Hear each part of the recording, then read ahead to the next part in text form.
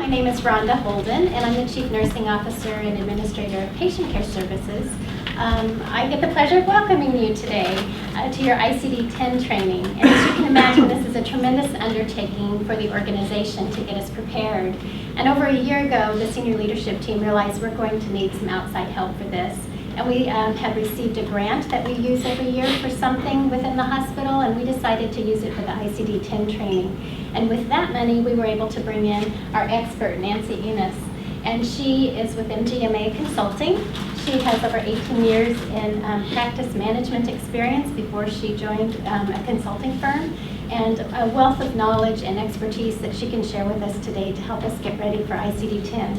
So welcome, Nancy. We're so glad you're here. Thank you. Hello, everybody. Thank you very much for having me in and for giving me a part of your day today.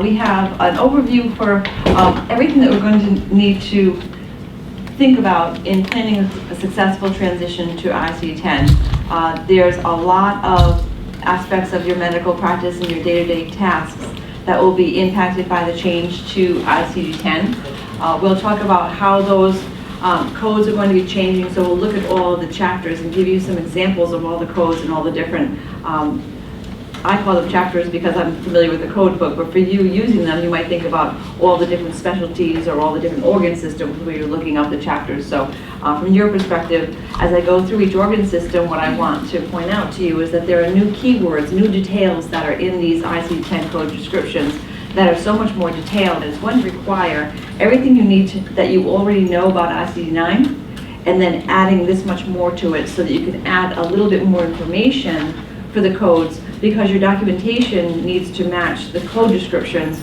in order to submit your claims.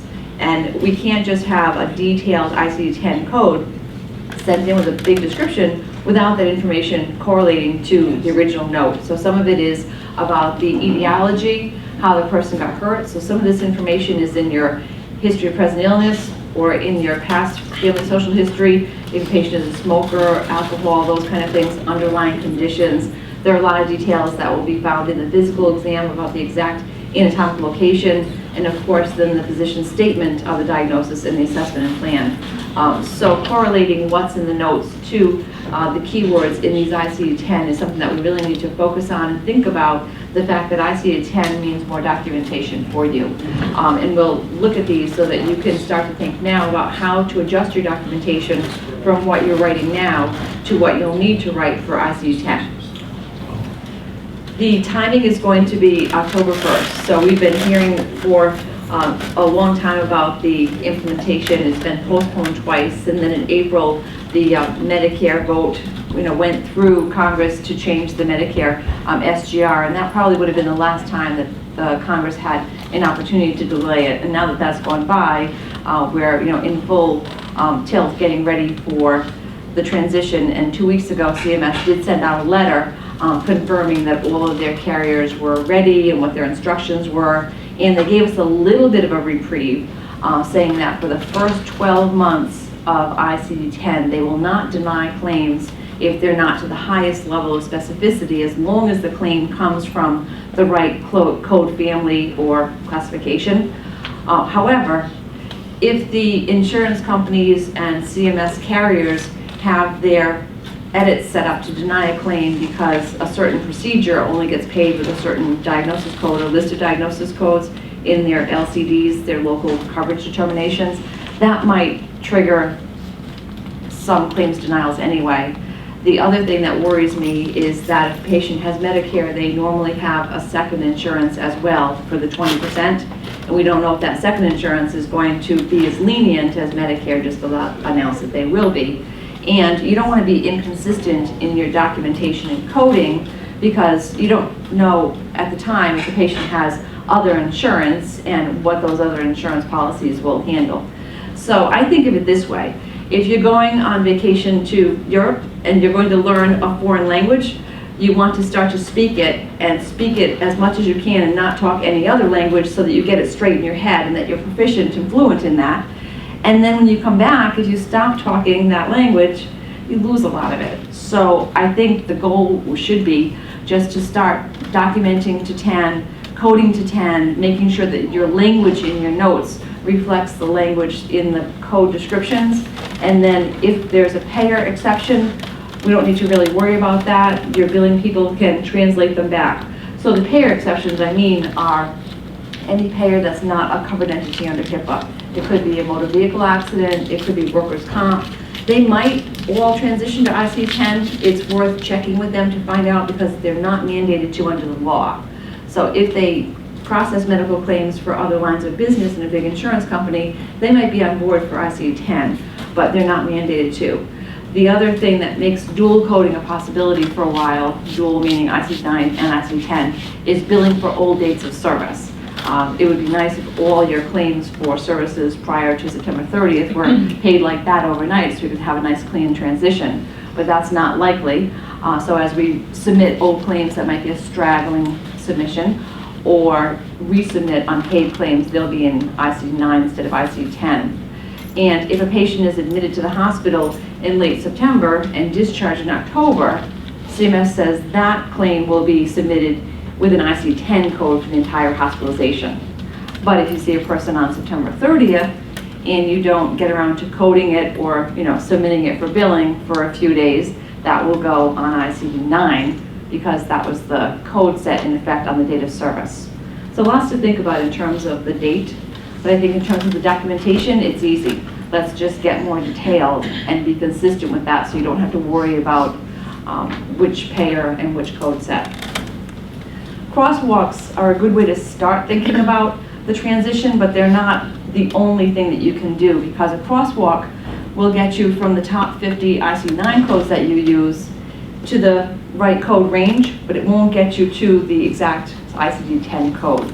Think about a crosswalk as a general admission ticket to the ballpark. It will give you the date and the game you're going to, you get in, but you don't have an assigned seat. ICD-9 is not very specific.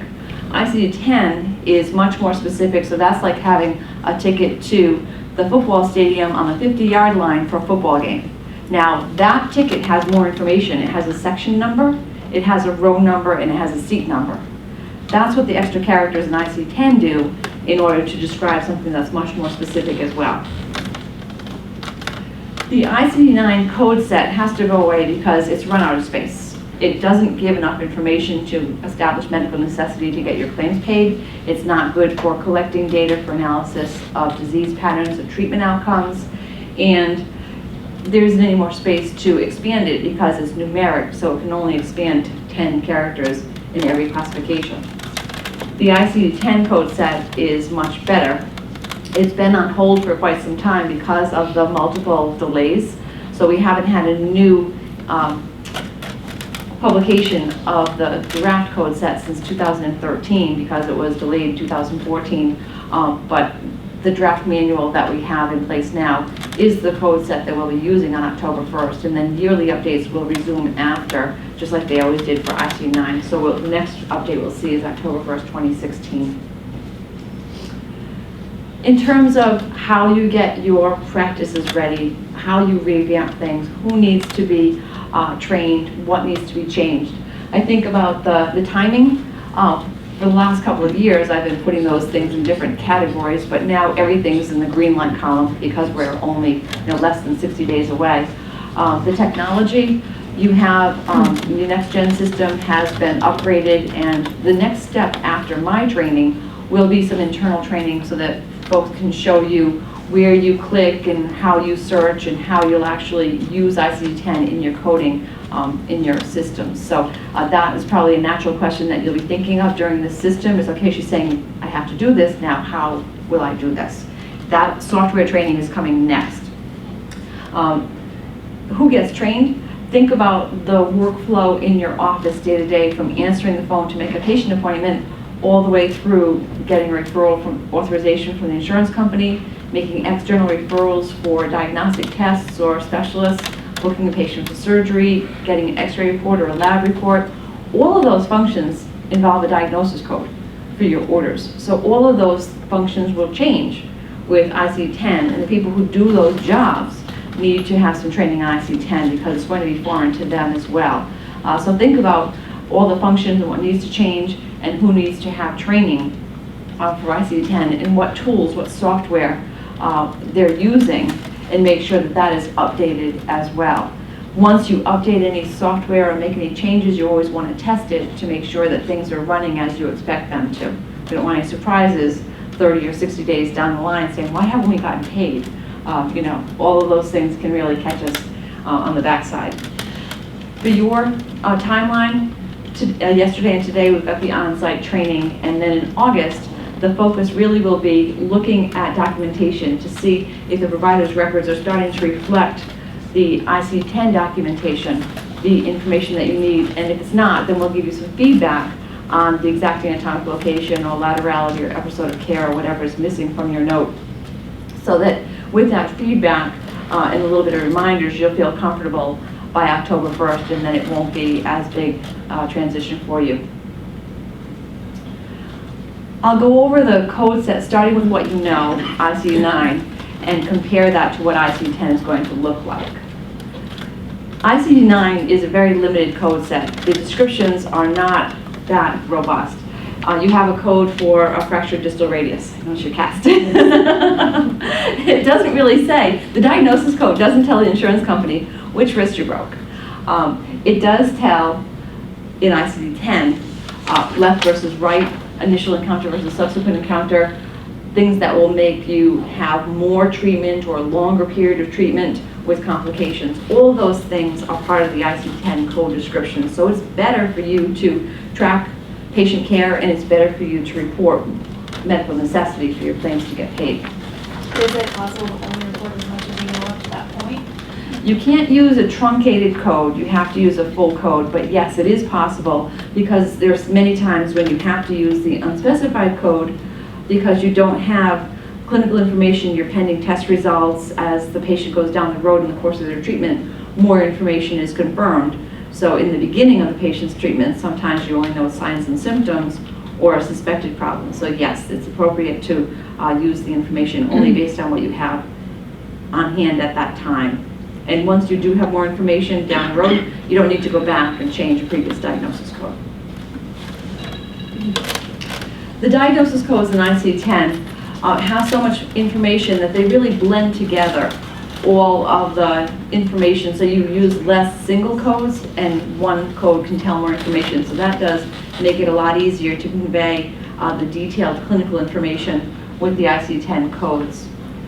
The characters are changing from 5 character codes to 7 character codes. So it's only 2 more characters, as I mentioned, that football stadium ticket, but it does make a world of difference because we're going now from 17,000 codes to 68,000 codes, so there's a lot more codes to choose from. The look of them is different, so you'll recognize them very easily because instead of the 5-digit numeric codes, now they all begin with an alphabetic character A to Z. And so I'll give you some hints on, as we go through the chapters, how to remember those letters with the associated chapters. It does have a lot of room to grow. The code descriptions are very specific, as we'll see with the examples today. And just the right versus left, doubles everything that has 2 sides. So that one change accounts for about 1/3 of the codes that are in this expanded code set. So that's pretty simple. There are many combination codes in ICD-10. In ICD-9, we do have a few combination codes, but there are many more. That has really been increased a lot, so that simplifies the coding process. Laterality is part of the code descriptions where appropriate. Things like the episode of care, the exact anatomic location for neoplasms, for injuries especially, other clinical details for infections, underlying causes, etiology, so patients' risk factors are also part of the code descriptions or codes that need to be reported with diseases that they cause or contribute to. We'll talk about the combination codes first. Combination codes are one code that describes 2 diagnoses, or a diagnosis with an associated sign or symptom, or a diagnosis with an associated complication. So that does make it easy to tell the whole story for the patient, but the challenge is that the documentation in the note has to correlate with all of that information that the code is conveying. I'll give you an example. The new codes for diabetes are in the endocrinology chapter, so think of E for endocrinology and you'll remember the diabetes. And E11 is the new code for type 2 diabetes. So if you already know 250 off the top of your head, You think, oh no, I have all these new things to memorize. Think of the 11 as the Roman numeral 2, and that's your type 2 diabetes for E11 endocrinology 2. Type 2 diabetes with mononeuropathy is a combination code. In ICD-9, you actually have to use 2 codes to report that condition, one for the diabetes and one for the mononeuritis. So this is a shorter description because the terms not stated as controlled or uncontrolled has been removed from the diabetes descriptions as well. Laterality is part of many code descriptions. There are codes that say right, left, and in some cases, but not all cases, bilateral. And I'll give you some examples with laterality. C50.11 is the code range for malignant neoplasm central portion, so we have the anatomic location, and then we also have gender with breast cancer, and then we have the 1 for right and the 2 for left, female breast, and then 9 is for unspecified. There is an unspecified code at the end of every listing in ICD-10, as they are in ICD-9, but that doesn't mean you should use them. And even though CMS has said that they will be a little bit lenient with them at the beginning, we don't know what the other insurance companies will do. It's appropriate to use them sometimes if it's clinically the only information that you have. So no coder or insurance company should ever tell you to order more tests on a patient if you know the patient has pneumonia, unspecified causal organism, and that's enough for you to know how to treat that patient, then that's the code that you should choose, even though there are other codes beneath it that identify what the causal organism is. You may or may not, based on your clinical judgment, need more information. The impacted cerumen example is one that has a bilateral option. So H61.21, 22, and 23, right ear, left ear, bilateral. So you will see a pattern that a lot of the right is 1 and a lot of the 2 is left, but it's not always the case, so we can't just make that assumption all the way through. You'll be familiar with that, but you still need to use whatever software to drill down and look at the codes because they will vary. Question, what do the C and the H stand for? That is endocrinology for the diabetes, but well, the codes are organized from chapter 1 to 21, and 1 to 21 correlates with A to Z. So they're not named with any convention that will automatically, but I'm just telling you the ones that I can remember off the top of my head because I've linked about half of them with a letter, but the letter is not the way that they're organized. And chapter 1 is infectious organisms. It begins with letter A because A is the first letter in the alphabet. So that's not anything that we can depend on to memorize them. But H, I think of H for the ear, so I think H for hearing. And I think of C for cancer. But the beginning of the letter H is dedicated to the eyes. So that doesn't mean anything. So here, the last character is going to not only give us laterality, but also location, upper or lower eyelid. So you have 1 and 2 for the right eye, based on upper or lower eyelid. And then you have 4 and 5 for the left eye, upper or lower eyelids. So, 1, 2, 4, and 5 is not going to always be 1 and 2 for right and left. It depends on what the code list is, so you just need to have good skills in searching, reading the drop down, and selecting the appropriate code. The important thing for everyone in the room is to see that what I have written in bold is the new detail that you need to document in your notes. This is information that codes were never based on before, and this is the new detail that you need in your notes so that the codes can be selected. Hopefully this information was always in your note as far as the location or side that is affected with a patient. Sometimes the last digit is just the location and not something that has a particular side. For primary focal hyperhidrosis, L45.51, you have choices of 0, 1, 2, and 3 for axilla, face, palms, and soles. So again, as we go through each of the code lists, you select based on the information that you have. Yes? If there's multiple sites, do you choose multiple codes or do you choose unspecified?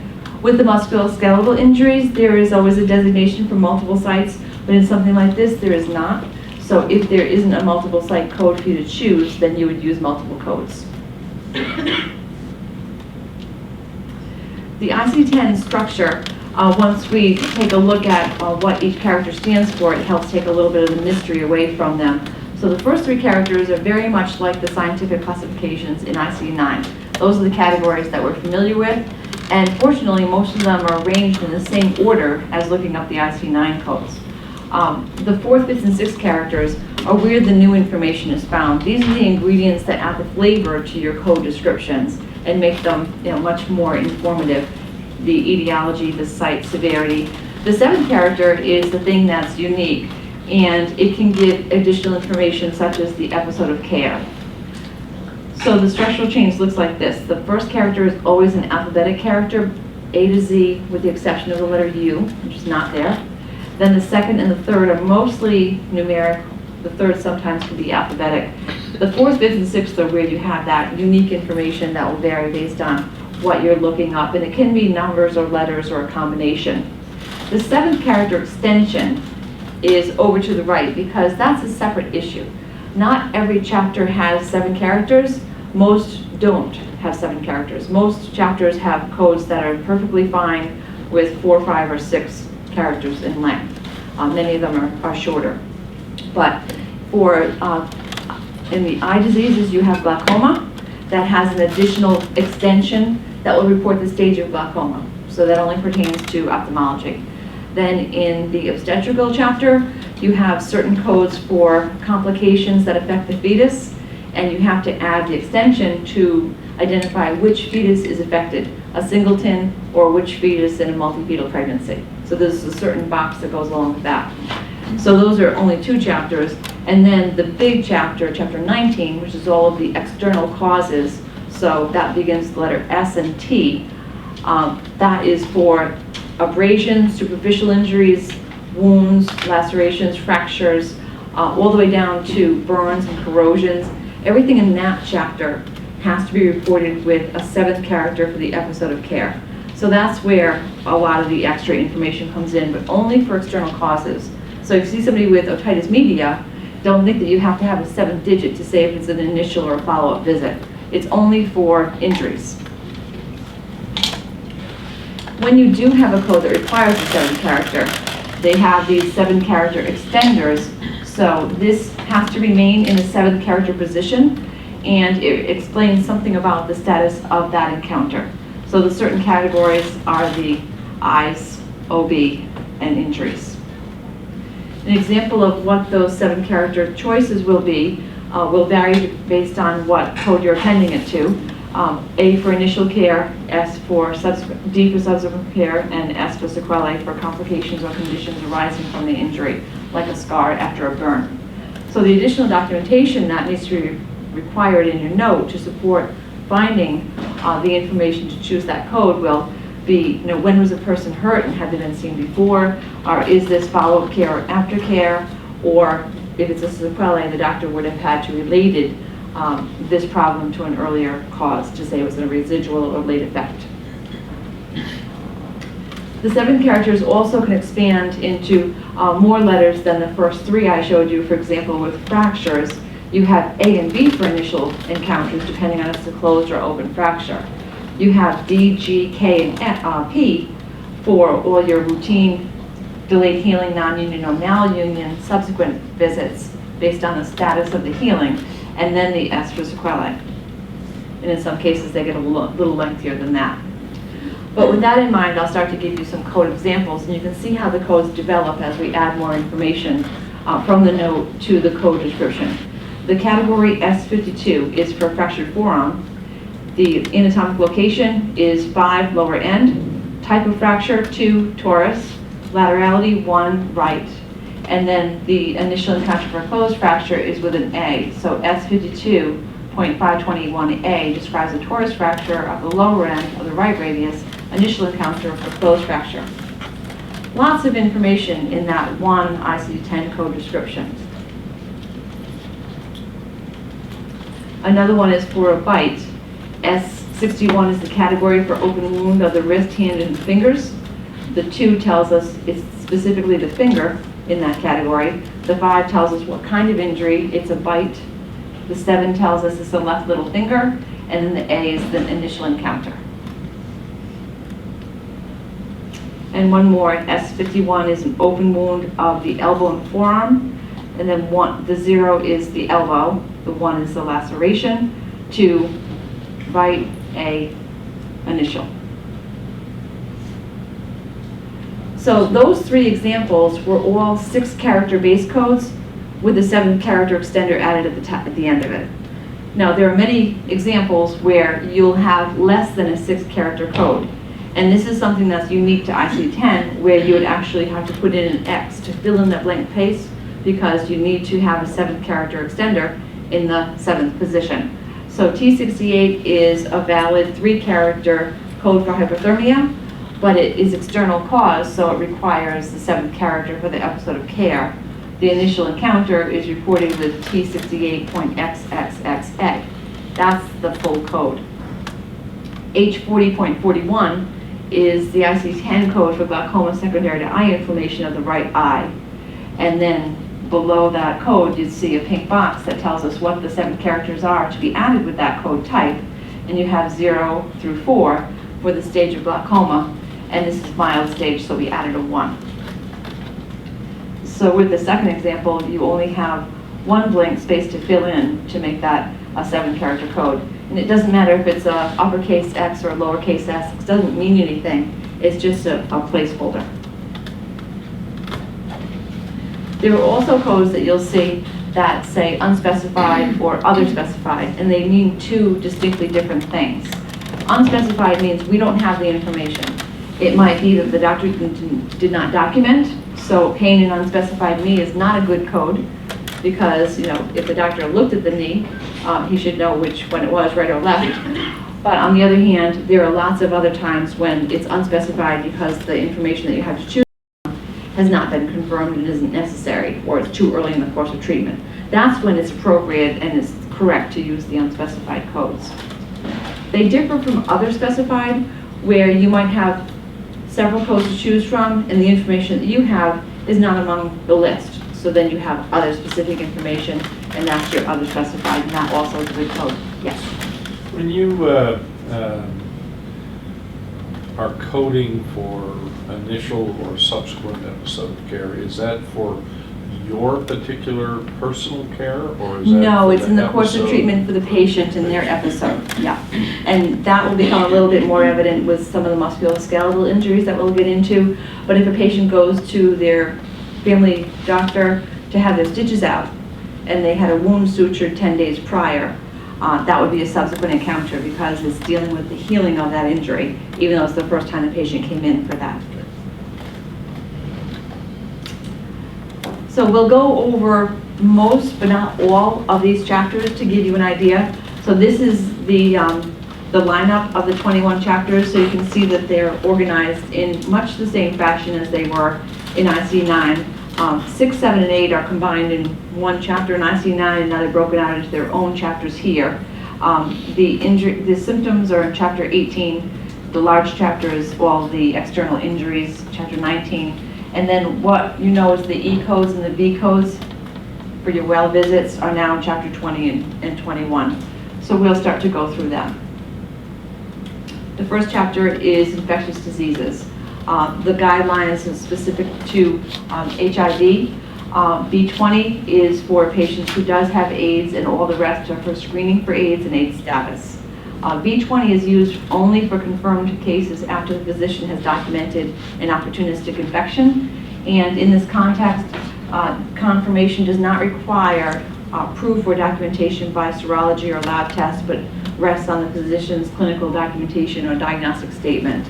And that's true in many, many code situations in ICD-10, where it's asking for acute versus chronic or some kind of statement. It's always up to the doctor. So what you put in your assessment plan is what the code will rest on. The other codes in this list are mostly for testing. R75 is if there's an inconclusive HIV test. If the patient comes in and requests an HIV screening test, Z20.6, if the reason that prompted the request is contact or exposure. Z21.4 is just screening without anything that prompted it. When the patient comes back for their test results, there are 2 different codes you use depending on the outcome. If it's negative, it's B71.7 for HIV counseling.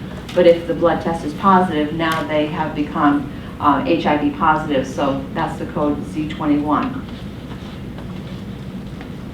When the patient comes in, the sequencing of the codes depends on the reason for their encounter, if they're an AIDS patient. So if it's for an AIDS-related illness, then B20 is always listed as the first diagnosis, followed by any other conditions that are treated, like pneumonia. And if the patient comes in for an unrelated condition, such as a sprained ankle, then the sprained ankle is listed first as the reason for the encounter, followed by the B20 or the Z21 as status for their AIDS or HIV positive status.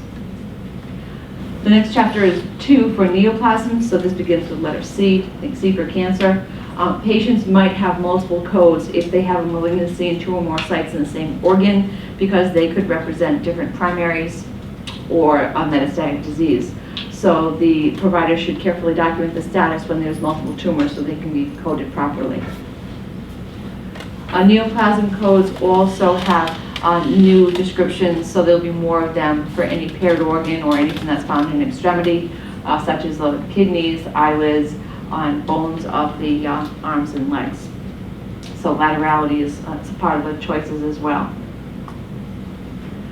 For example, neoplasms of the breast, you'll have laterality. You'll also have location, so it's nipple and areola, and then all the quadrants, right and left, upper and lower quadrant. There are also additional codes for the estrogen receptor status, if that is known. An example is C50.422, malignant neoplasm of the upper outer quadrant of the left male breast. Excuse me, Yes. didn't we say that this is chapter 2, malignancies, Yes. and that's a B? Don't they all start with B? No, A and B is chapter 1. C and D is chapter 2. D. I'm sorry? Chapter 2 is D. 2 is C. Well, you had a D on there in the last example. It has C's and D's. Some chapters are large enough where they actually took 2 letters of the alphabet for like cancer.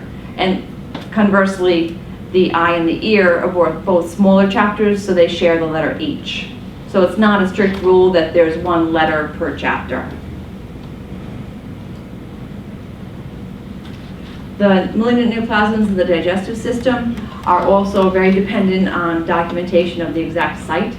And there's a new convention just for the small and large intestine. There are 26 choices, and one of the choices is the term overlapping lesion.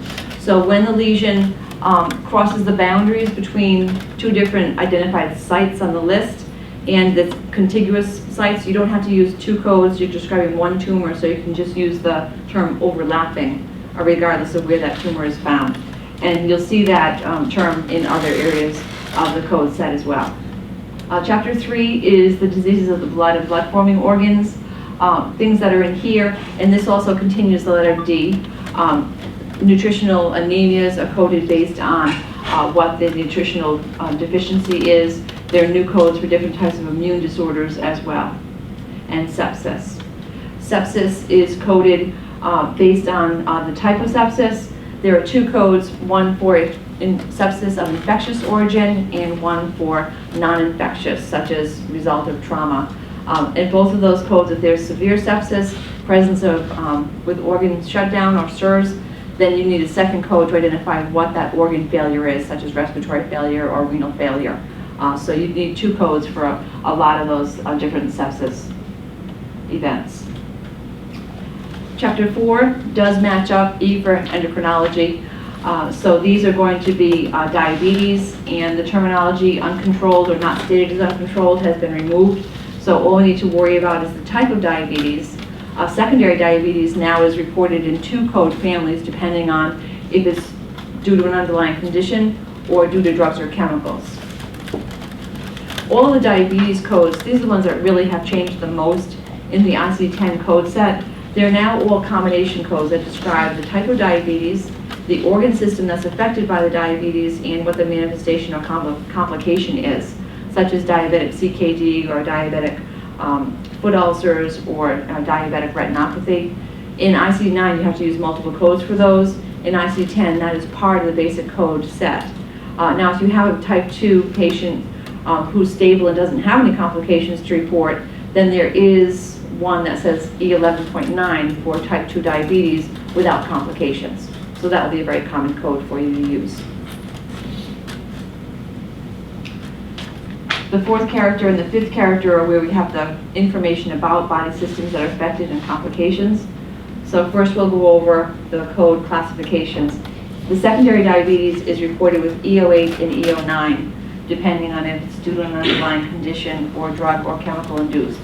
Both of those categories also can be reported with a code that describes what the underlying disease is or what the drug is. E10 and E11 are for type 1 and type 2 diabetes or juvenile and adult diabetes. And then E13 is for other types of diabetes that are not described by the previous four categories. Some examples of combination codes are E0822 for diabetes due to underlying condition with diabetic CKD. That would need a second code in the nephrology section describing the stage of CKD as well. E09 is for drug or chemical induced diabetes with diabetic peripheral angiopathy with gangrene. That's a lot of information in that combination code. And E1141 is type 2 diabetes with diabetic mononeuropathy. Also, when patients are on insulin, with ICD-9, you use the V58.67 to report the long-term use of insulin. That will be replaced with Z79.4 in ICD-10. It's not reported for type 1 diabetics or for gestational diabetes.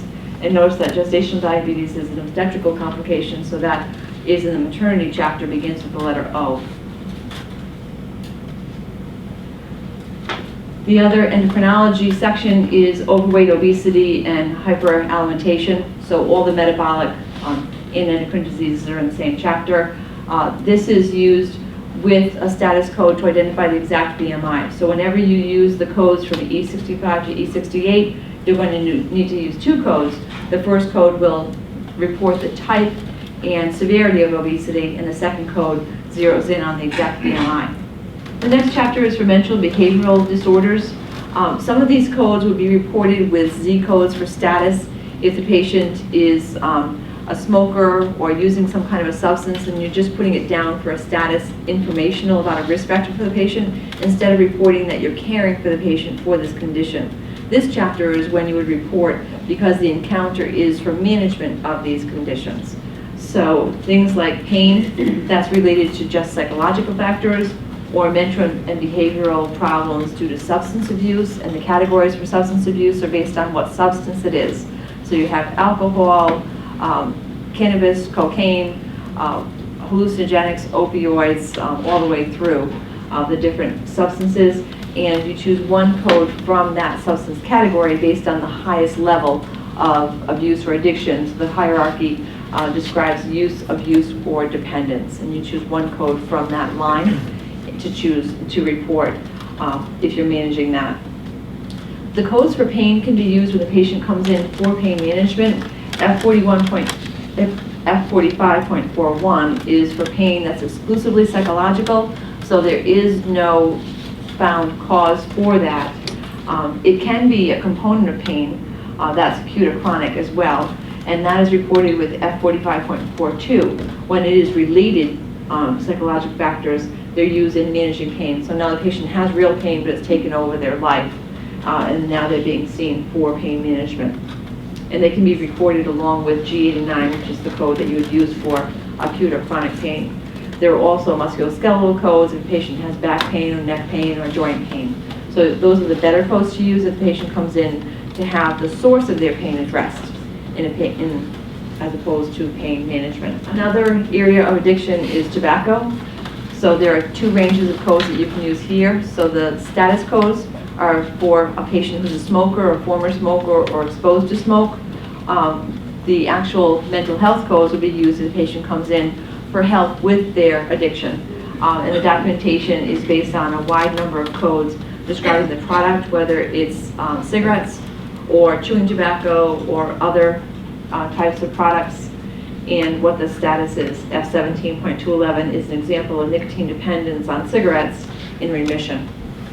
Depression is also in the mental health chapter, and these codes are going to be driven by classifications based on the doctor's documentation. So the first thing is the type, mild, moderate, or severity.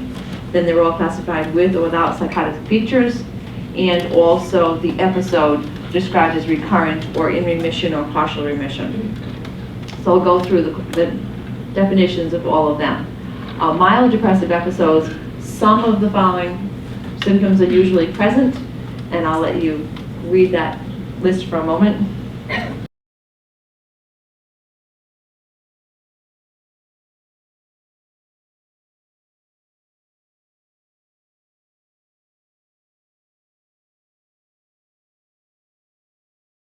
And for primary care, usually the patients will come in complaining about some physical complaint. They can't sleep, or they're gaining weight, losing weight, change in appetite. So there's a diagnosis code for those things as well, and maybe the underlying cause is depression. You would report both of them. But this is the basic list to describe some symptoms for mild depression. And then moderate depression is 4 or more of the symptoms from the previous slide that are usually present, and the patient's likely to have great difficulty continuing with ordinary activities. And for severe depressive disorders without psychotic episodes, several of the symptoms on the previous slide are present and they're distressing. Typically, there's a loss of self-esteem, guilt, and question of worthiness. Suicidal thoughts and acts are common, and a number of somatic symptoms are usually present. So that's the types of depression.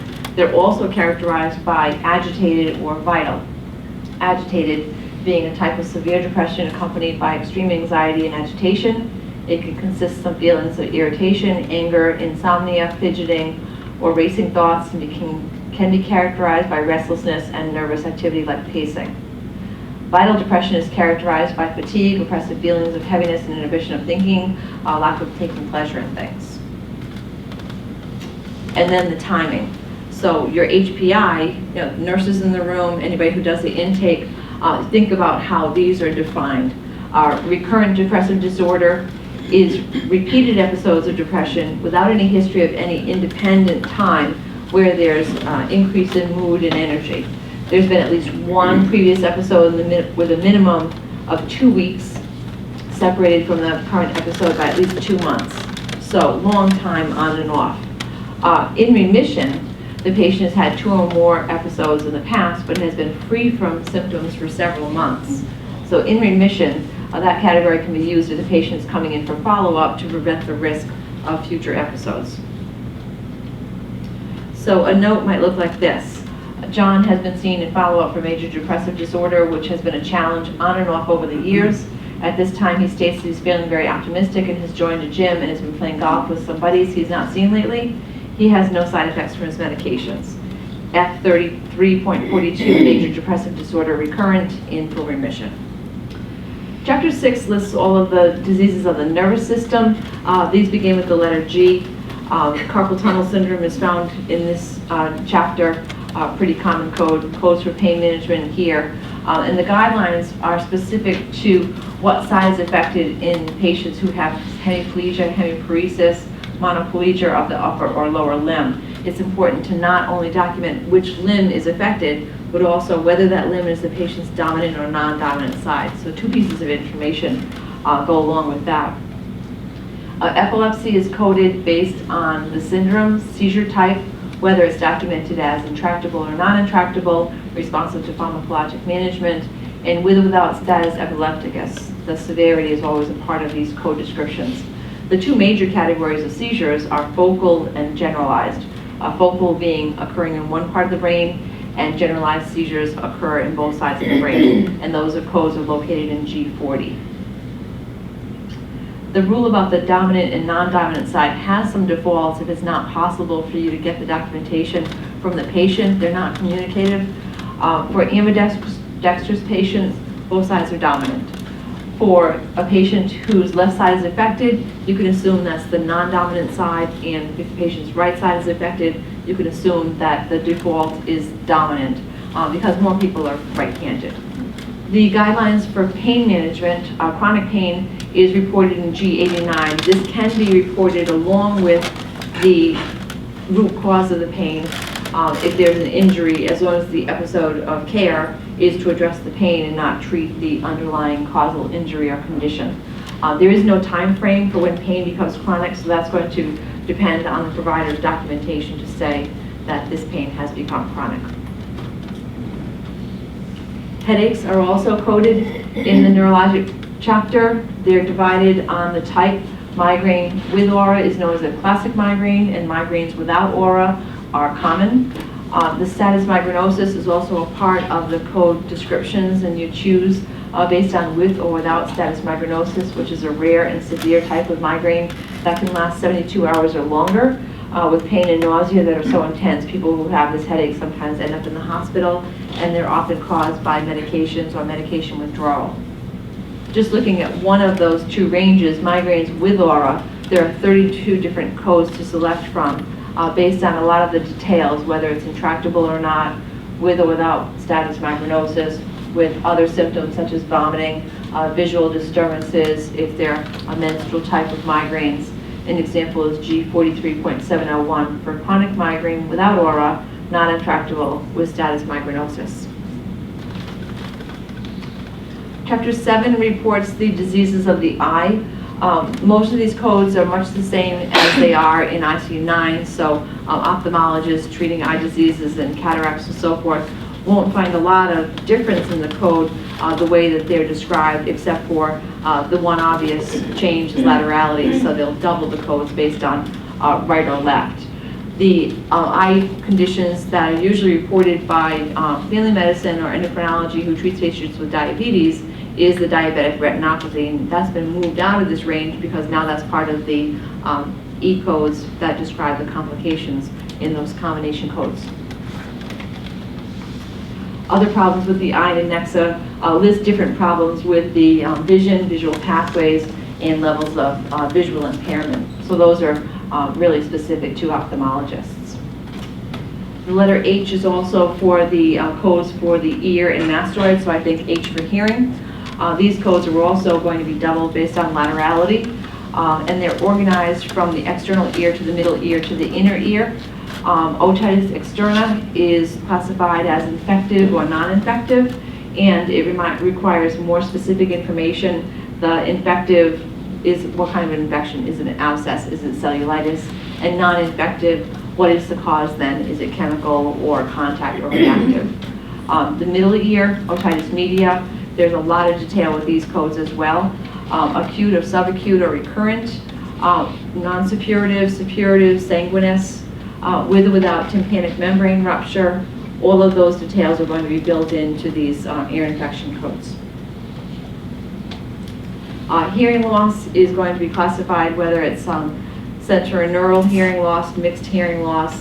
Those are not differentiated by the location.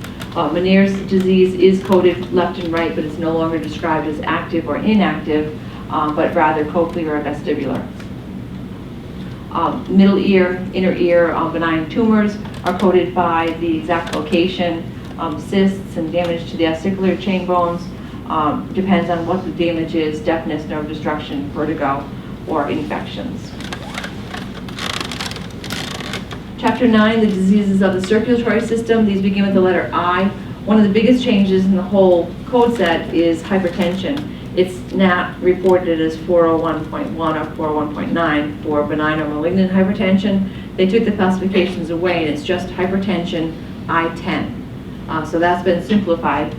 All the other codes in this chapter really have a lot more clinical detail to the type of heart failure, the type of AFib, atrial flutter, all of those kind of things. But the big distinction with the chapter overall is the exact location and laterality with respect to any vessel problem. So what specific artery is affected with a subarachnoid hemorrhage or an intracerebral hemorrhage, cerebral, pre-cerebral infarctions, occlusions, stenosis, all of them have the same keywords that needed to be added about the location and which vessel is being affected. Atherosclerosis of the extremities, which extremity is being affected, and also additional codes will be requested if it's due to a patient smoking, current, or a former smoker. Embolisms and thrombophlebitis continue in the same way with the new keywords needed for laterality and which vein is affected.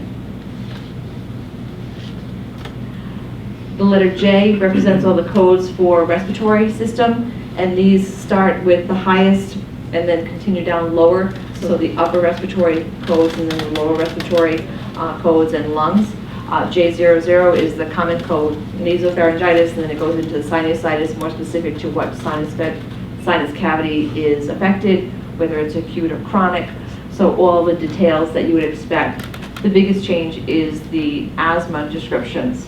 Asthma is now coded as mild, moderate, or severe, and mild asthma is intermittent or persistent. The documentation should match the definitions for these codes. For a patient with uncomplicated asthma, the note should show that they are stable and it's well controlled. A patient who's going in with an acute exacerbation, it's worsening or decompensation of a chronic condition. And status asthmaticus is an acute exacerbation of asthma that's unresponsive to initial treatment from bronchodilators. Status asthmaticus can vary from a mild form to a severe form, and including a respiratory failure. This table from the National Heart, Lung, and Blood Institute assists in determining the patient's severity for the previous classification that I just described. So on the left-hand column, we have a list of the components of severity describing the impairment and the risk.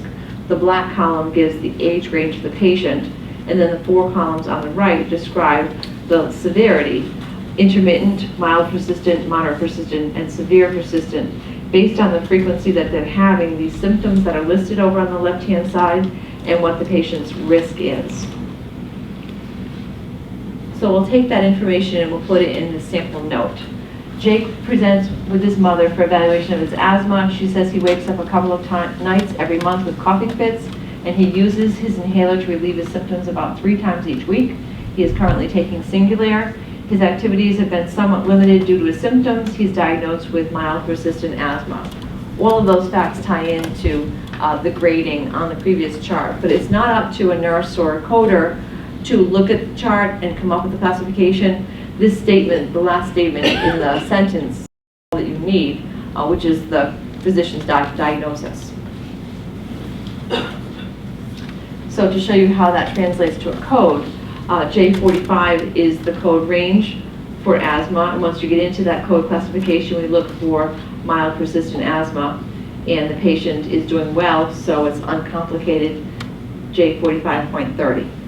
I've got an example at the end when we go over some sample notes that shows you a more complicated note that's going to require more information. Next chapter is digestive diseases. These begin with the letter K. A lot of these are similar to what they're describing in ICD-9. The change here really is more keywords to describe the complications of all of these conditions. So gastritis is now reported with or without obstruction, as is gastritis and duodenitis. Crohn's disease is reported with or without complications such as rectal bleeding, intestinal obstruction, fistulas, or other complications. Diverticulosis and diverticulitis is with or without perforation or bleeding. Irritable bowel syndrome is coded with or without diarrhea. Alcoholic liver disease is reported with or without ascites. And whenever you have something in the base code that says due to alcohol or due to a poisoning or due to smoking, you automatically should think about reporting a second code for that history or current use of alcohol or smoking or whatever the problem is that's causing the disease. Anal fistures are acute or chronic. Toxic liver disease is going to be coded with or without the presence of different complicating factors. Necrosis, acute or chronic hepatitis, described as persistent lobular or active, with or without ascites or coma. Different types of chronic hepatitis or acute pancreatitis. You can see that hepatitis, persistent lobular or active, and then pancreatitis is also going to include alcohol-induced or drug-induced, so that would need that second code for that history as well. Chapter 12 begins with letter L, so I think about L for lesions, and that's an easy way to remember. These codes will report all of the different skin conditions. Pressure ulcers and non-pressure ulcers are codes that have some guidelines here that we'll review. With pressure ulcers in ICD-9, you use 2 different codes, one to describe the location and then one to describe the stage. And they have single codes, so if it's bilateral, you'd have to use 2. In ICD-10, there are combined codes, so one code will report the site and the stage, and if it's right, left, or bilateral. The only time you'd have to use multiple codes for pressure ulcers is if you had a pressure ulcer on the right buttock and the left buttock, and there are two different stages. Then you need to use a code to report each stage of the pressure ulcer. Other codes in this chapter report differences for abscesses versus cellulitis, carbuncles versus furuncles. So things like boils, we need to be a little bit more specific and not use general terms. Dermatitis is defined in ICD-10 to be synonymous with eczema. So all the codes in that category can be either allergic or irritant or substance caused by identifying what that substance is. Burns are not coded in this chapter. Those are coded in chapter 19 because there's always an external cause. They're considered a trauma, but they are broken down by different types, whether they're heat or chemical burns. And pressure ulcers are going to be reported if they're documented as decubitus ulcers, bed sores. Bedridden patients often get them. They'd be documented as plaster ulcers and are reported by the stages. I also have codes for the non-pressure ulcers, such as the venous stasis ulcers or diabetic foot ulcers, and we have some examples in the coming up slides. Chapter 13, diseases of the musculoskeletal system. This is easy to remember, it begins with the letter M. These are for musculoskeletal diseases. The number of codes in this chapter, plus chapter 19, covers about 60% of the entire coding book, just because of the sheer magnitude of the number of bones and muscles in the body, the anatomic locations, and doubling that with right and left. But when we get down to how you use these codes, they're not as difficult as they might seem. So the first thing is to remember is this chapter is for musculoskeletal diseases, and chapter 9 is for acute new injuries. Musculoskeletal diseases in this chapter include osteoarthritis, which is sometimes documented as degenerative arthritis or degenerative joint disease, where the cartilage decreases over time and the bone becomes exposed, causing pain and bone damage. Other wear and tear or inflammatory conditions frequently treated are tendinitis, tenosynovitis, bursitis, fasciitis, all the things with the weekend athletes, or repetitive motion at work, or things that are just overuse over time. Osteoarthritis is classified in ICD-10 as primary or secondary. Primary is just normal wear and tear with aging. Secondary means that there's been documentation that there's been a defined cause, such as trauma, hereditary, or obesity. Here's an example. A patient is treated by an orthopedic surgeon for primary osteoarthritis of the right knee.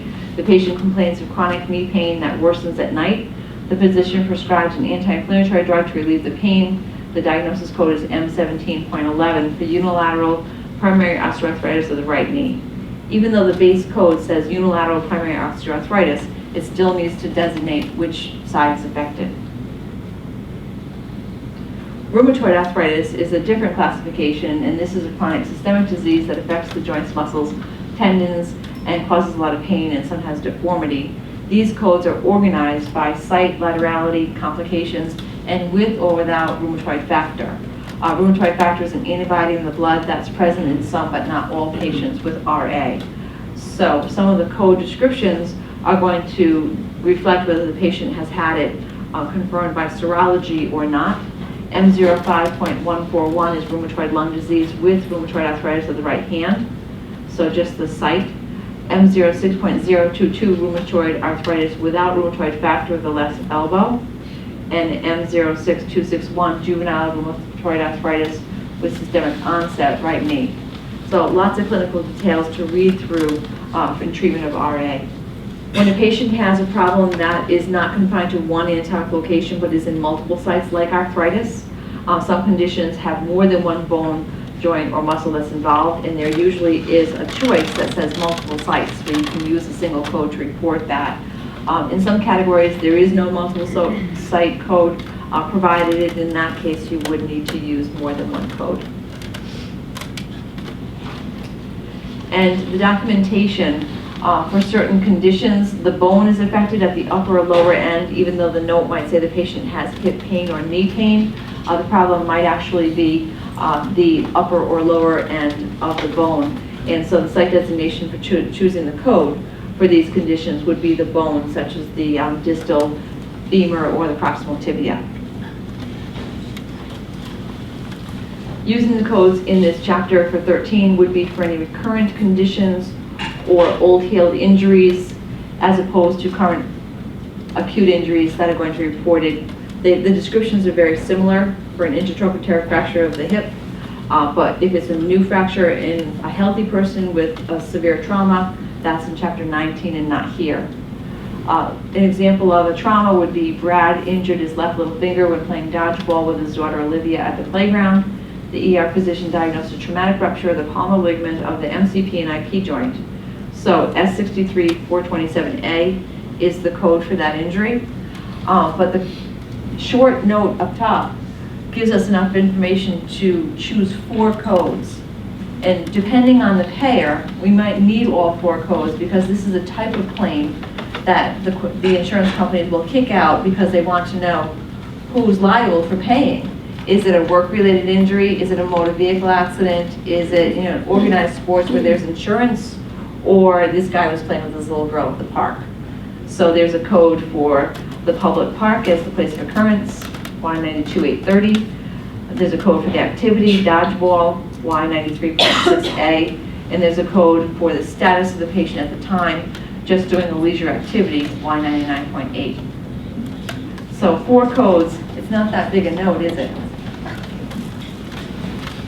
Just much more specific. Osteoporosis is also coded in chapter 13 as a condition of the musculoskeletal system.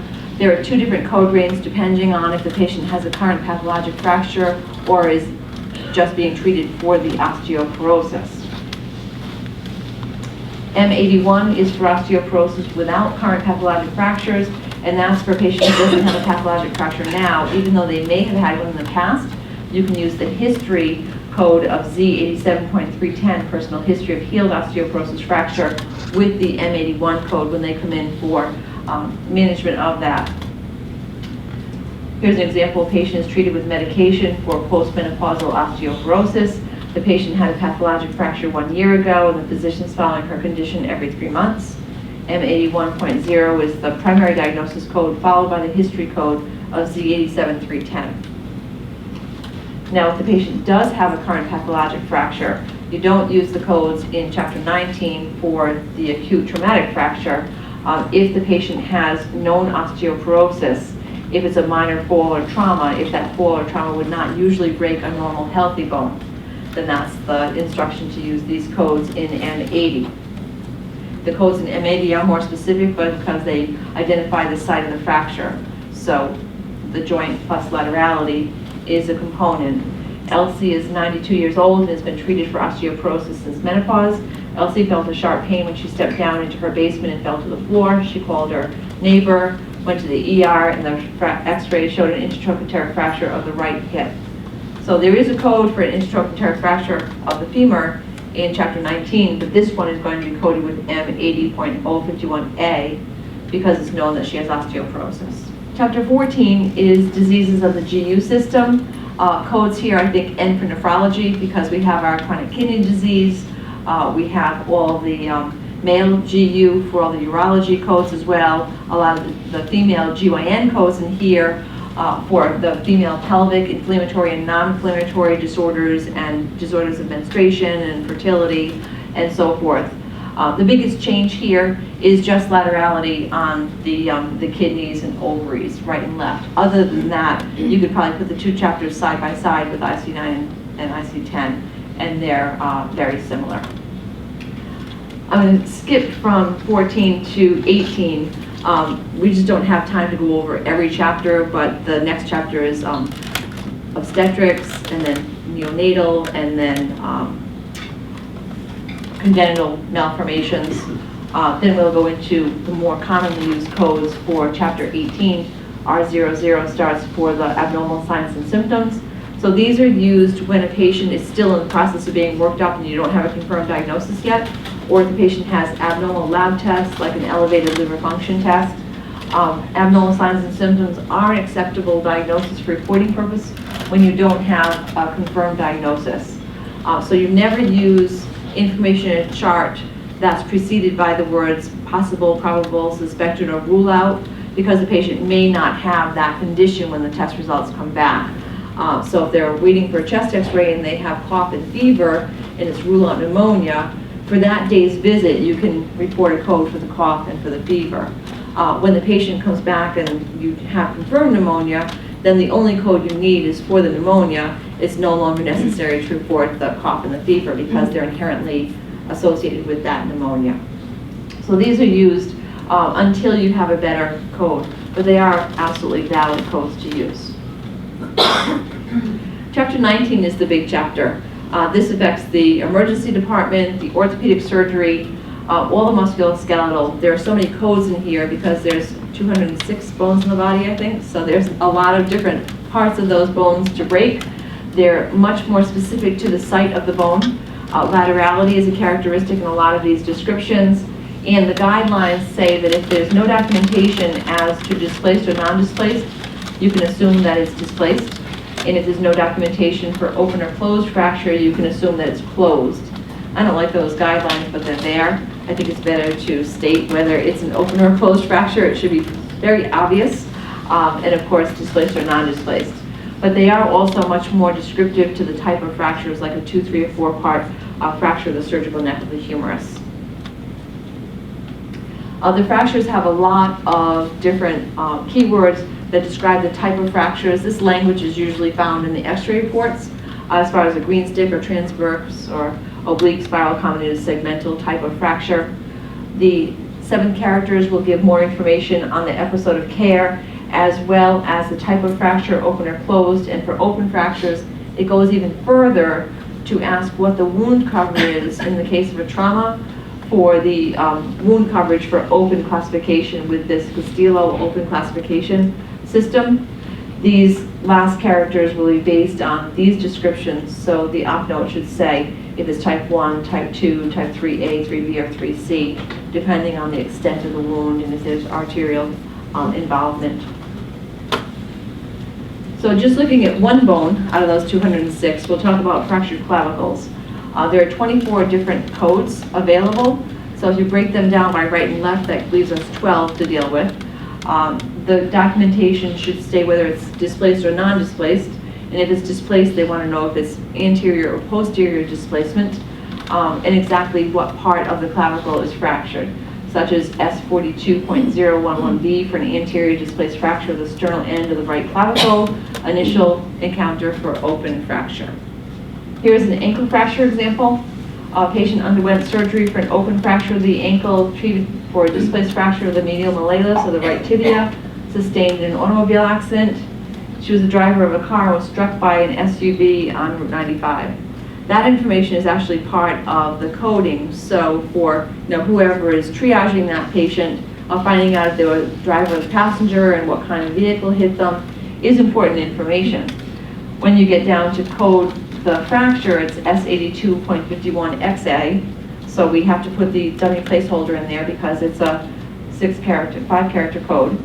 Displaced fracture of the medial malleolus, and then you have 2 other codes, one saying that the patient's a car driver injured in a collision with a sport utility vehicle in a traffic accident.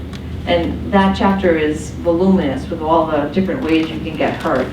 And then 192 says where the injury occurred on the interstate highway.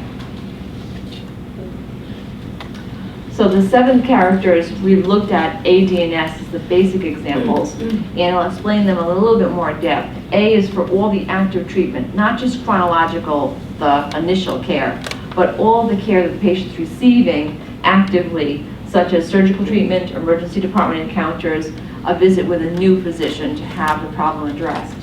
All the care that precedes the healing or recovery phase, which is then reported with the letter D, so all the follow-up.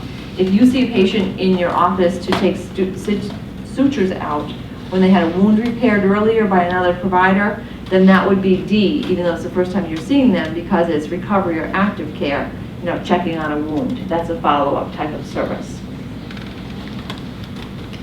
S for sequelae should be used only when the documentation relates that the condition is caused by an earlier problem.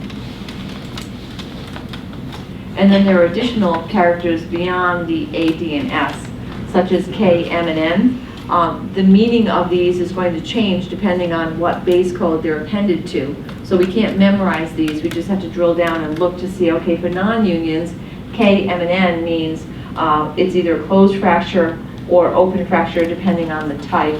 And then malunions, K, M, and N, have a different meaning for a closed fracture with malunion or an open fracture with malunion depending on the type of wound coverage. The last part of Chapter 19 deals with reporting of burns and corrosions. If you're familiar with ICD 9, you know that burns are reported by the location of the burn, by the depth of the burn, and by the total body surface area that's affected by the burn, and how much of that is third-degree burn. Same exact rules apply for coding for burns in ICD-10. All we have to do is classify them a little differently based on how the patient got burned. So a burn is actually something that is from a heat source, such as a fire or a hot appliance, and a corrosion is a burn that is from a chemical, such as battery acid burn. Chapter 20. This chapter has tons of codes, but the first thing is they're not always required by third-party payers, so we need to do some investigating and find out from the carriers that you're contracted with if they want these external cause for injuries, and let you know which payers need them, because it will certainly require a little extra work. I imagine that your third-party liabilities and your workers' comp type of encounters will need some explanation as to how the patient got hurt. And that's what these codes are meant to convey. The external cause codes go from V00 to Y84, so there's a ton of them, being sucked into a spaceship or a jet engine or, tripping on the escalator at the mall. And there's a code for everything that you can do. And then the last three codes are a little simpler to look up, but there are listings for where the injury occurred, what the activity was that the patient was doing at the time of the injury, and then the status, which there are just a few, to describe if it was military activity, a recreational activity, or workers' comp. The activity codes are so many, and they are much more specific. So if a patient comes in and tells you that they got hurt playing football, you have to say, wait, stop, tell me about that. Was it tackle football or was it touch football? Because there are two different codes and it makes a difference. The good news is that you only need to use this type of code once on the initial encounter, because once the insurance company establishes the liability in their system, then the follow-up claims will match up with that. The place of occurrence codes are also used to identify the location of the patient at the time of the injury, such as a tennis court, 192.312. And the status codes are limited to a few, whether somebody is doing something recreationally, or a military activity, or at work. Here's an example of an activity code. Struck by a dolphin. This is not the fish kind, but it happens. I think they meant the mammal. Contact with a dolphin, bitten by a dolphin, or struck by a dolphin. So what exact type, and then the initial encounter, subsequent encounter, or sequelae. So there are lots. There are differences between getting bitten by a parrot or a macaw, or a hen or a chicken. So there are plenty of animal codes to amuse us as well.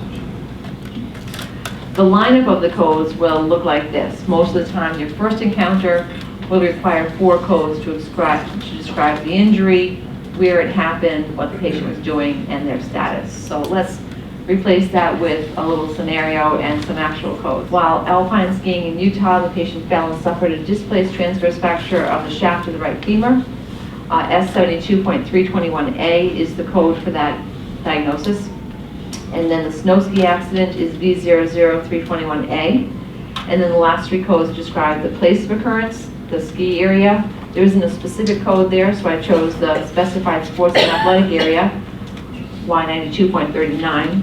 Y93.23 is for other individual sport. You can see an activity code for skiing or alpine skiing. And Y99.8, the patient was not a professional skier. Last chapter, these codes are used to explain the reason for an encounter when you don't have a problem type of diagnosis. So it could be the patient's coming in for screening, or for a preventive service, or for surveillance because of a prior condition. The Z23 codes are going to replace all the V codes that you use now to report encounters for immunizations. So there are a lot of codes in ICD-9 depending on what the immunization is.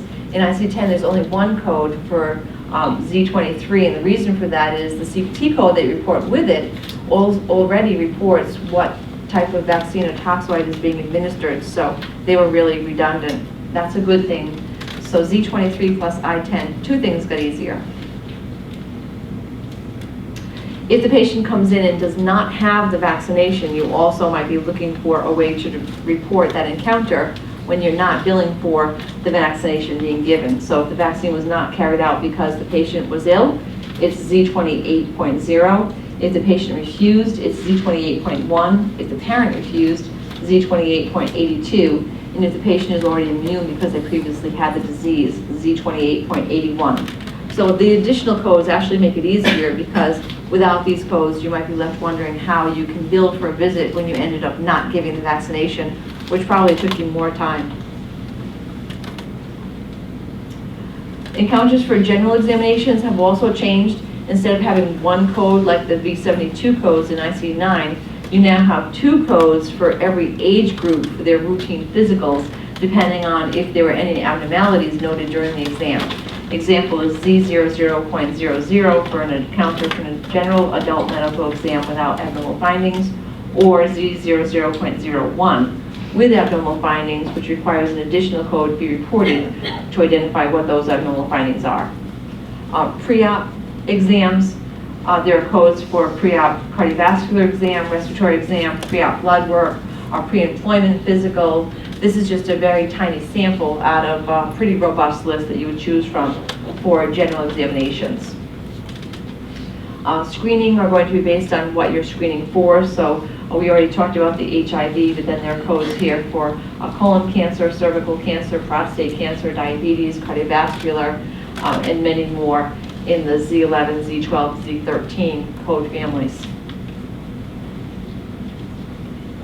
History codes. If you are explaining the reason for an encounter is because the patient is being followed up for surveillance or is at risk for disease. Personal history codes explain a patient's past medical condition they no longer have that's cured. They're no longer under treatment, but they're being seen in follow-up for continued monitoring for that disease. So you don't report the code for breast cancer if the patient has been cured from breast cancer.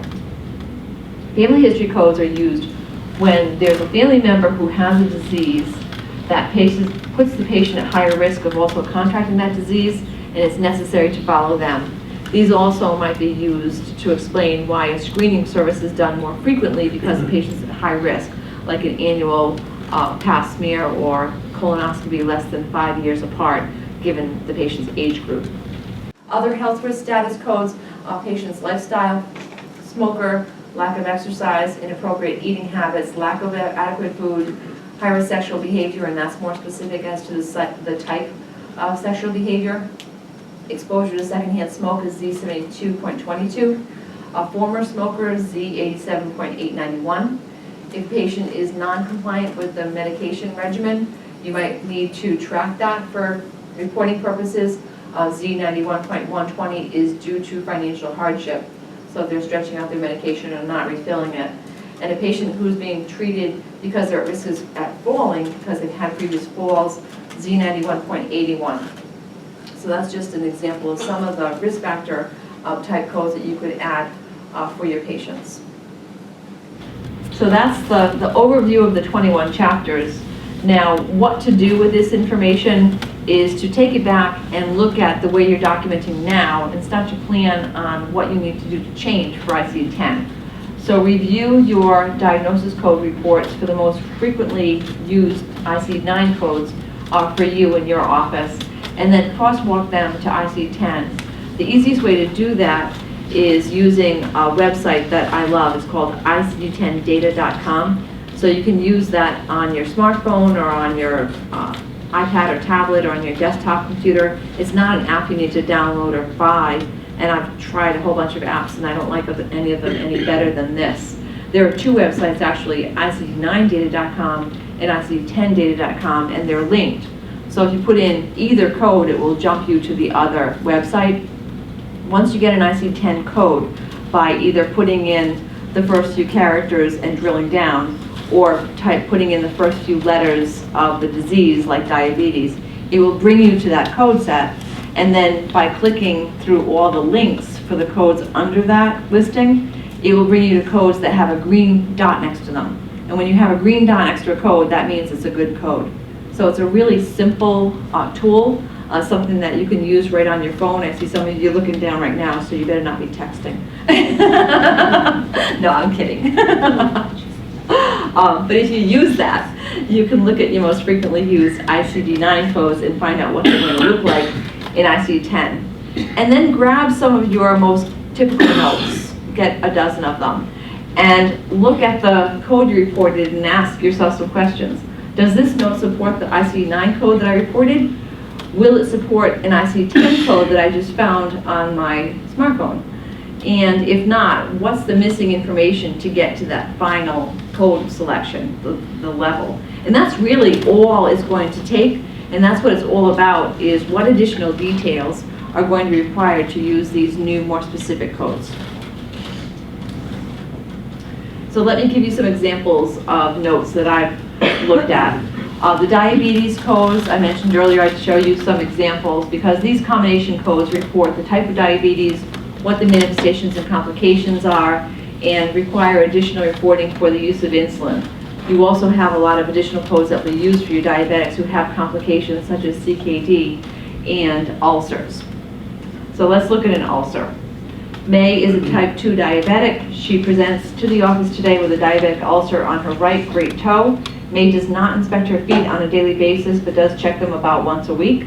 She has been taking her insulin regularly, and the breakdown of the ulcer is limited to the skin. That last sentence is a match to the code descriptions for the skin ulcers. So we're looking for 3 codes, one for the type of diabetes, she's a type 2 diabetic, one for the manifestation and complication, she has a foot ulcer limited to the breakdown of the skin, and one for the use of insulin, and she's been taking it regularly. So we're going to look and see if we've got the right great toe. So the diabetes is E11, she's type 2 diabetes, and she's got other complications, which are skin complications, and it's a foot ulcer. So E11.621. And now we describe the foot ulcer, which is L97.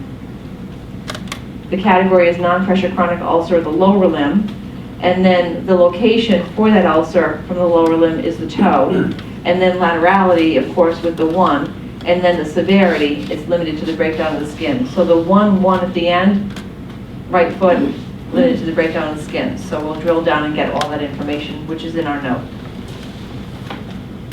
So we have enough information there. And then we also have the 3rd code for the long-term use of insulin. So this is what our claim will look like: E11.621, L97.511, and Z79.4. Now let's look at a note that doesn't have enough documentation in order to support an ICD-10 code selection, such as asthma. A patient is seen in the emergency room for asthma with acute exacerbation. In ICD-9, we look under asthma, and then we find intrinsic or extrinsic. We'll choose 493.1, and then that's going to be based on acute exacerbation, which we do have the information there. So 493.12 is a valid ICD-9 code, and we have enough information there to code it. But then when we go to ICD-10 for asthma, we need more information because it just says for asthma. We know that asthma is now classified differently by mild, intermittent, mild persistent, moderate persistent, severe persistent. So we need to stop and go back to the provider and query the provider for more information. This is what we're talking about today, avoiding that, getting those details ahead of time. So let's just change the note and say, in the first place, the doctor wrote down that it was severe persistent asthma with acute exacerbation. So now we can go to J45.5, and we'll choose J45.51. And with a good note, we can choose a good ICD-10 code. And here's an injury example. Kelly was seen in the ER for shoulder pain, and x-rays at that time were a fracture of the right clavicle. 3 months later, she's continuing with pain, so she has a new x-ray that now shows a non-union. In ICD-9, to look up the non-union fractures is a little difficult. There isn't exact classification, But if we look under disorders of the bone and cartilage, there is a classification for non-unions and malunions, and then the fifth character will get us to specifically non-union fracture. It doesn't say the exact anatomic location, where in the bone. It doesn't say laterality. It doesn't even say clavicle. It's just a very non-specific code in ICD-9. So look and see how much better it is in ICD-10. You look under fracture traumatic clavicle shaft non-union in the index. And then you start with S42.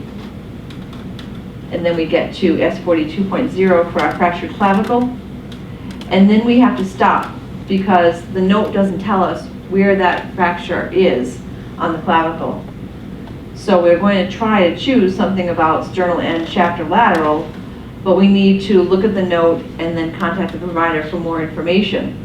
But if we change the note and we say that the patient had a displaced fracture of the shaft of the right clavicle, now we have enough information, and this could be then coded with the heading that we have, and we can continue to the exact anatomic location, what part of the bone is fractured, what type of fracture it is, S42.021 is displaced, and now the last piece of information with this 7-character extender, we have the choices from D, G, K, and P to report that as a non-union fracture. All that information with one code. So compare that to the non-union fracture in ICD-9 and how much more information we're getting from ICD-10. Obesity. These codes will be reported when they are a comorbidity or when they're the reason for an encounter. The classifications of obesity are based on the BMI range, so you have to have that. A sample note is a 28-year-old patient presents for consultation for bariatric surgery. The physician has documented that the patient was counseled on controlling her calories and set up with a dietitian so she can learn to eat right and see if the patient can lose some weight. Patient states she eats in excess of 3,000 calories a day and does not exercise. Her weight is 290 and BMI is 37. We have enough information there to give us a code for obesity and a code for BMI based on those two facts. So the E66 is the range in the endocrinology and metabolic disorder chapter. The range is obesity due to excess calories, and the severity is classified as morbid. The Z68 code is going to report additional information to pinpoint that BMI, and those are very simple. They just correspond right over to what that BMI is. Z6837 for BMI of 37. Now, these are the only two codes that you would need to report if the patient's encounter is for management of the obesity, like this note is. If the patient came in for secondary osteoarthritis of the knee due to obesity, then the OA code would be listed first, and then the obesity second, and the BMI third, or any other condition that was due to obesity. So with that review of the documentation, hopefully you can appreciate how much the detail in these ICD-10 codes is going to depend on information in the notes.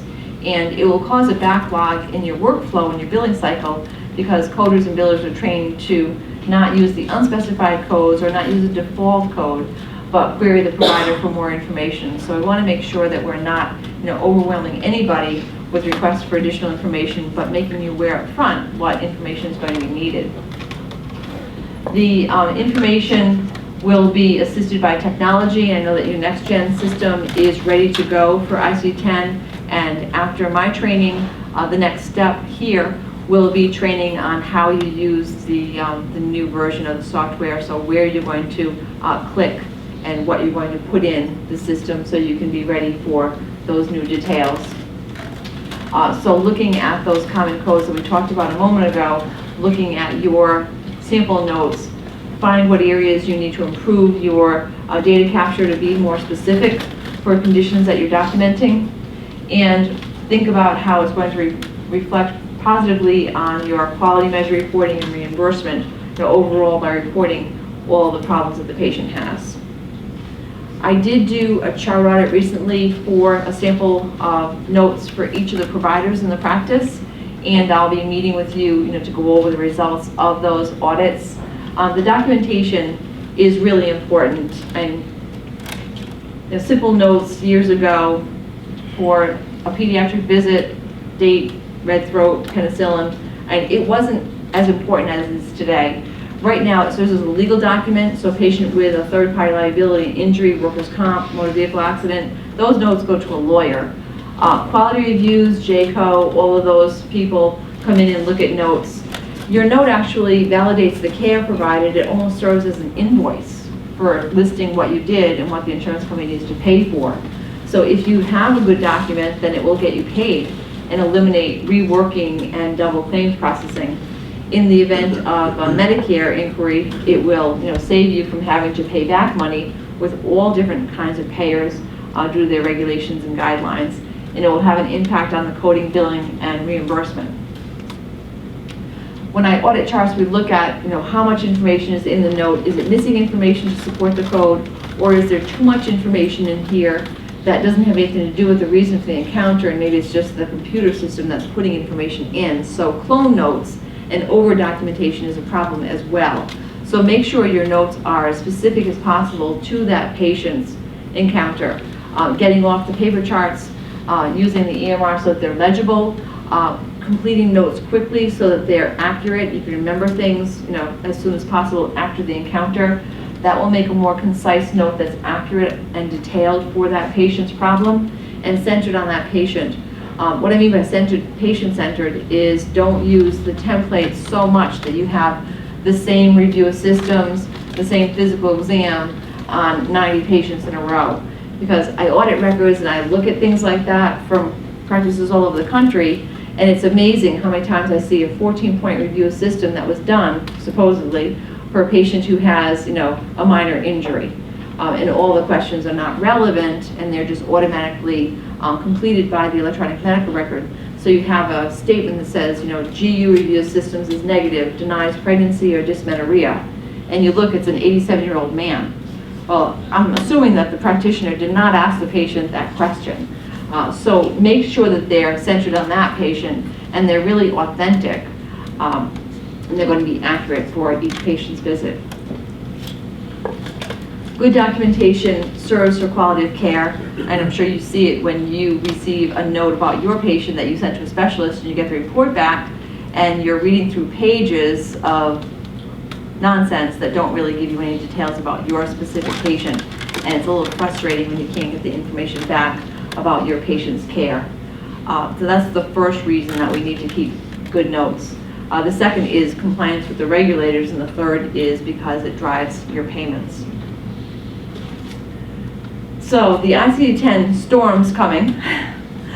We know that if we don't make changes now and we have any missing information, it's going to cause a delay in your coding and your charge capture, which will delay your payments, which will increase your denials, which will increase the rework and questions going back to the provider. So we don't want to get trapped into that cyclone. We want to make sure that things go smoothly so that the transition to Y2K is not a big deal. All through 1999, all we heard about was Y2K, Y2K, Y2K. It was like the sky was going to fall in.